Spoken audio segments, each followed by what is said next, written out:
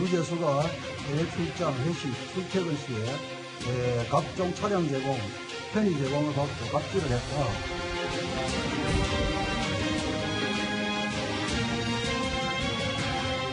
뭐 한마디로 비리가 있는 자가 뺏어서 빠져나간 거 아니겠습니까? 김경수 경남지사, 윤건영 청와대 국정상황실장, 수시로 금융위 이사, 그 외 이사에 개입한 내용이 오렌지를 통해서 확인되었습니다. 그거는 프라이버시 문제라고 생각합니다. 자.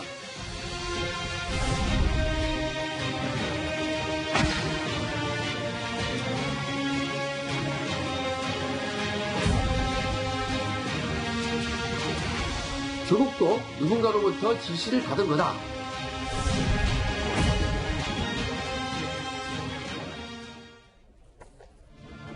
예, 점점 커지고 있는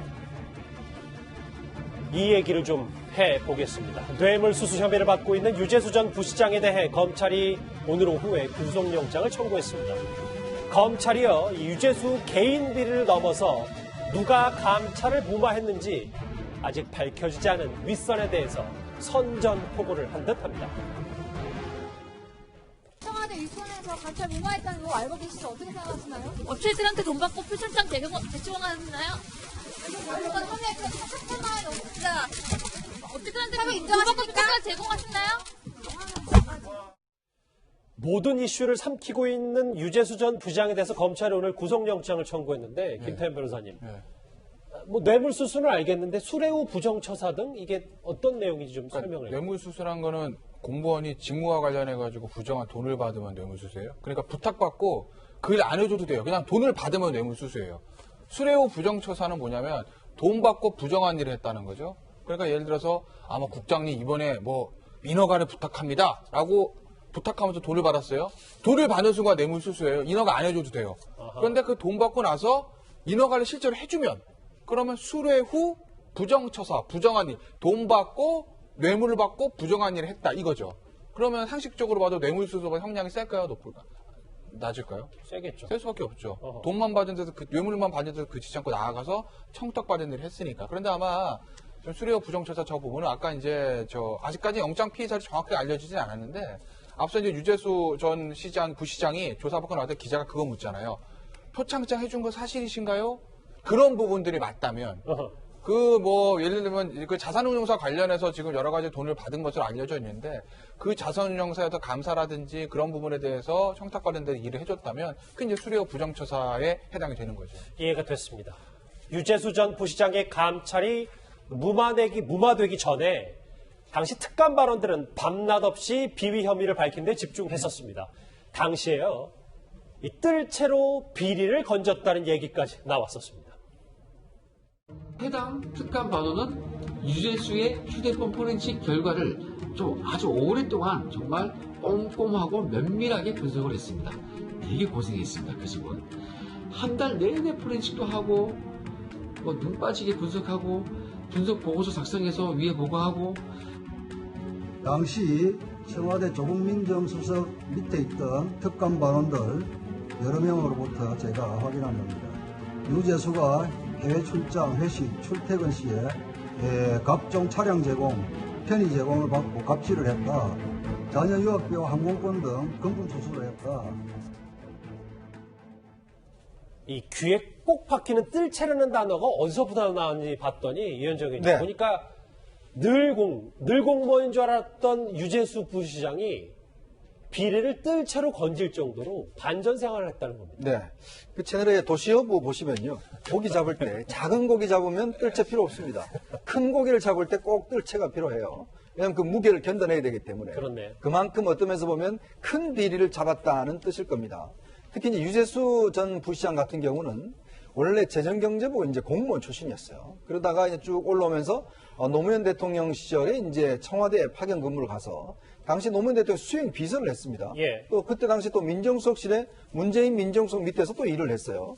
자, 그래서 와서 어디 가면 금융위원회를 갑니다.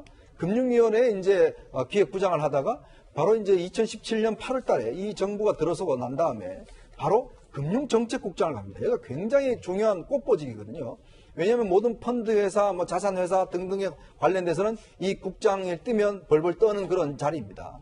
자, 그러다 보니까 내부에서도 상당히 시기가 많았겠죠.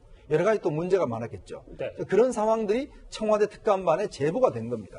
즉 청와대 특감반은 그때만 하더라도 현 정부 들어서서 어떤 면에서 보면 정말 그 열의에 불타있을 때 아니겠습니까? 공무원들 뭔가 비리 찾아내려고. 그런데 더군다나 금융위원회 정책금융국장이 뭔가 문제가 있다라고 하니까 2달 만에 바로 특감을 들어갑니다. 그래서 휴대폰을 이미 제출받아서 다 해보니까 아까 말씀드렸던 이런 골프채, 항공권 뭐 이런 사실이 다 나온 거예요. 자, 그래서 정말 대물을 건졌다고 생각을 했는데 이게 그 다음에 이상하게 전개되는 겁니다. 고기를 놔주라는 거예요, 위에서. 그렇게요. 잡지 말고 놔주라. 왜냐? 지금 큰 걸 건졌는데. 그때부터 이 문제가 상당히 문제가 꼬이기 시작하는 단계입니다. 뭔가 월척을 기다리기 위해서 기다리지 않고도 눈으로 봐도 쉽게 보이는 비위들이었는데 그게 다 무마가 됐다. 자, 골프채며 뭐 오피스텔, 뭐 급기야 법인카드까지 말이죠. 유재수 전 부시장의 혐의는 저희 뉴스탑10에서도 이렇게 발빠르게 전해드렸었습니다.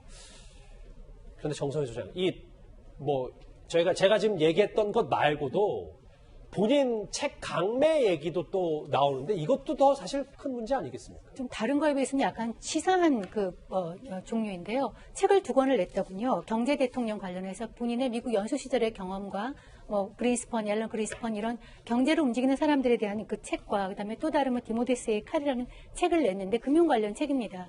이 저서를 그냥 책을 내고 공무원이 열심히 해서 책을 내는 건 좋은 일이죠.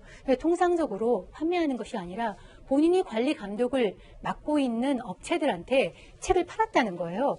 그러니까 이제 그냥 단순하게 얘기하면 이게 갑질이 되는 거죠. 그렇죠. 근데 좀 더 얘기하면 이 관계가 서로 굉장히 권력 상하 관계이기 때문에 어떻게 해석하면은 뇌물로도 될 수 있는 그런 상황인 것 같습니다.